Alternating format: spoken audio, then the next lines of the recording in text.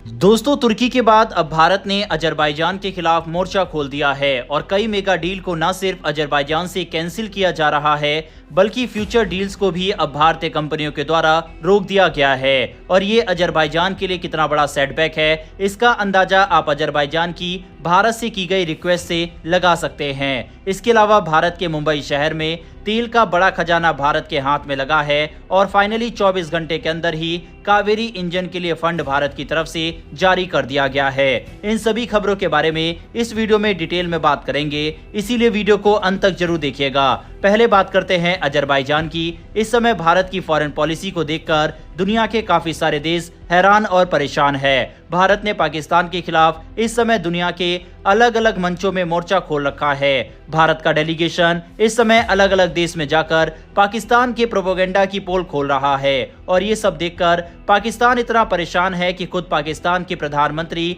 शहबाज शरीफ तुर्की और अजरबैजान के राष्ट्रपति से मिलने पहुंच चुके हैं और तीनों देशों का एक नया संगठन, एक नया ग्रुप अब तैयार हो चुका है। आपको ये जानकर हैरानी होगी कि तुर्की और अजरबैजान के राष्ट्रपति दोनों एक साथ शहबाज शरीफ से मिलने वाले हैं, जो कि इन तीनों देशों के बनते नए समीकरण की शुरुआत है। देखा जाए तो इस समय पाकिस्तान को ओआईसी जैसे संगठन में भी साथ नहीं मिल रहा, सिर्फ अजरबैजान, तुर्की और चाइना जैसे गिने चुने देशों से ही समर्थन मिल रहा है। अभी तक भारत की तरफ से लगातार तुर्की का बायकॉट किया जा रहा था और अजरबैजान ने चुप्पी साध रखी थी। इसके पीछे कारण था भारत और अजरबैजान का मैसिव ट्रेड, लेकिन अब ये भी खतरे में आ चुका है। अजरबैजान के लिए भारत कितना जरूरी है, इसका अंदाजा आप इसी बात से लगा सकते हैं कि अजरबैजान से सबसे ज्यादा क्रूड ऑयल खरीदने वाले देशों में भारत तीसरे नंबर पर है। साल 2023 में भारत ने अजरबैजान से करीब 1.22 अरब डॉलर का तेल खरीदा, लेकिन 2024 में ये घटकर 733 मिलियन डॉलर रह गया। यानी कम तो हुआ लेकिन तेल आना बंद नहीं हुआ। लेकिन अब यानी कि साल 2025 में अब ये पूरी तरह से कम हो चुका है। दरअसल अजरबैजान से जो चीज भारत सबसे ज्यादा खरीदता है वो है सिर्फ और सिर्फ कच्चा तेल। इसका हिस्सा अजरबैजान से होने वाले कुल व्यापार का 98% है, लेकिन अब इस 98% व्यापार पर ही सबसे बड़ा खतरा मंडरा रहा है। जिस तरह से अजरबैजान ने पाकिस्तान का साथ दिया, उसके बाद अब अजरबैजान के साथ भारत ने व्यापार को पूरी तरह से खत्म करने का प्लान बना लिया है। और इंटरेस्टिंग चीज ये है कि भारत सरकार इससे पहले कुछ फैसला ले, उससे पहले ही भारतीय कंपनियां ही अजरबैजान को बाईपास करना शुरू कर चुकी है और अजरबैजान को जो ऑर्डर दिए जाते थे वह भारत ने अब बंद कर दिया है। आप अंदाजा लगा सकते हैं कि किसी देश से भारत इतनी भारी मात्रा में तेल खरीदता हो कि उस देश के लिए भारत तीसरा सबसे बड़ा खरीदार हो और वही खरीदार तेल खरीदना बंद कर दे, तो ये कितना बड़ा झटका उस देश के लिए हो सकता है। इससे पहले भारत के एक बड़े व्यापारी संगठन CAIT ने देश के सभी व्यापारियों और नागरिकों से अपील की कि तुर्की और अजरबैजान की यात्रा और सामानों को पूरी तरह से बहिष्कार करे। इसका असर सबसे पहले पर्यटन पर पड़ा। बहुत सी ट्रैवल कंपनियों ने अजरबैजान के टूर पैकेज कैंसिल कर दिए हैं। मेक माई ट्रिप ने बताया पिछले एक हफ्ते में अजरबैजान और तुर्की के लिए बुकिंग 60% तक घट गई और कैंसिलेशन 250% तक बढ़ गए। आपको जानकर हैरानी होगी कि भारत अजरबैजान में आने वाले टूरिस्ट की लिस्ट में चौथे नंबर पर है।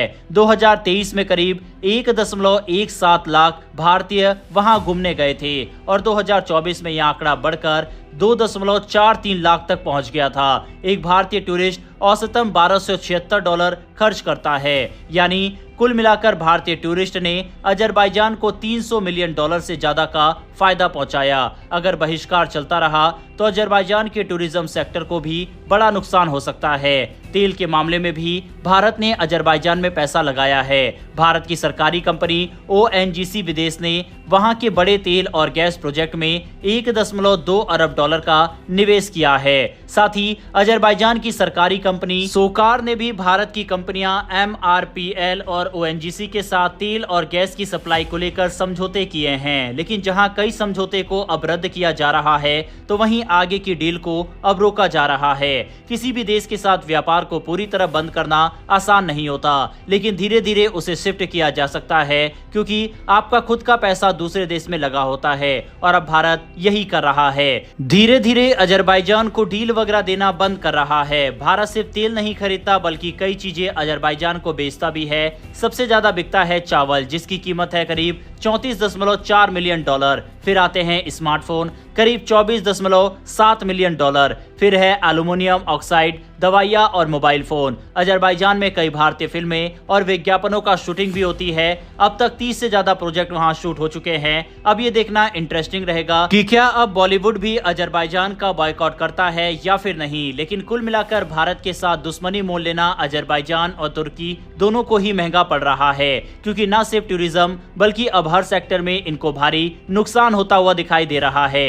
यही कारण है कि पहले तुर्की की तरफ से अपील की गई थी कि भारतीय टूरिस्ट वगैरह तुर्की आए, यहाँ भारतीयों को लेकर कोई हेट वगैरह नहीं है। तो इसी तरह की बात अब अजरबैजान की तरफ से भी कही जा रही है। बहरहाल बढ़ते हमारी दूसरी खबर की तरफ। भारत की सरकारी कंपनी ONGC ने मुंबई के समुद्री इलाके यानी मुंबई ऑफशोर बेसिन में 2 बड़ी जगहों पर तेल और गैस के भंडार खोजे हैं। पहली खोज हुई है ब्लॉक MBOSHP 2020/2 में। यहाँ खुदाई के दौरान एक कुआं MBS 2002 HIE से हर दिन 413 बैरल तेल और करीब 15,132 घन मीटर गैस मिली है। ONGC ने इस खोज को नाम दिया है सूर्यमणि। ये हाइड्रोकार्बन पहली बार मुक्ता फॉर्मेशन नाम की परत में मिला है और इसे एक नया जलाशय यानी न्यू पूल डिस्कवरी माना जा रहा है। खोज और बड़ी है। दूसरी खोज हुई है MBOSAP 2018 में, जहां MBS 1HNE नाम के कुएं से हर दिन करीब 2,122 बैरल तेल और 83,120 घन मीटर गैस निकली है। इस खोज को नाम दिया गया है वज्रमणि और इसे न्यू प्रोस्पेक्ट डिस्कवरी कहा गया है। ये खोज समुद्र के एक गहरे हिस्से में हुई है जो पहले पूरी तरह अनजान था। मुंबई हाई फील्ड पहले ही भारत का सबसे बड़ा तेल क्षेत्र है जो हर दिन करीब 13 लाख बैरल तेल देता है। ये भारत के घरेलू तेल उत्पादन का 35% है। यहाँ से रोज करीब 10 मिलियन क्यूबिक मीटर गैस भी निकलती है जो देश की कुल गैस का 18% है। अब जब सूर्यमणि और वज्रमणि जैसी नई खोजें जुड़ रही है तो इस क्षेत्र का महत्व और बढ़ गया है। मुंबई के अलावा ONGC ने आंध्र प्रदेश के कृष्णा गोदावरी बेसिन में भी एक खोज की है। ये खोज यंदपल्ली 1 नाम के कुएं से हुई है जिसे 3,958 मीटर की गहराई तक खोदा गया है। यहाँ भी तेल और गैस के संकेत मिले हैं और इसे भी एक न्यू प्रोस्पेक्ट डिस्कवरी माना गया है।